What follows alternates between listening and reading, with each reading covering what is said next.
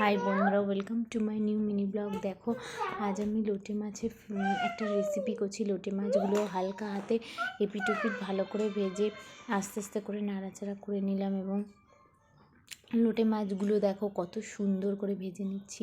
আর এরকম ঝাঁঝরি একটা খুন্তি নিয়েছি যাতে কোনো তেল না থাকে, পুরো তেল ঝরিয়ে ঝরিয়ে লোটে মাছগুলো খুব সুন্দর করে করে নিচ্ছি। আর দেখো কড়াইটাও দেখো কত পরিষ্কার করে মাজা ধোয়া পরিষ্কার।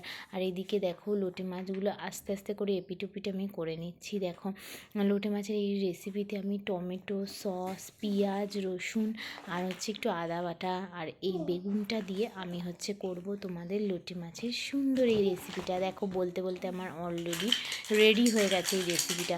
কত সুন্দর হয়েছে না বন্ধুরা লোটে মাছের এই রেসিপিটা। উপরে গরম গরম গরম মশলা, আর এদিকে দেখো আমি রান্নাঘরের স্ল্যাবগুলো এবার পরিষ্কার করে নিতে শুরু করেছি।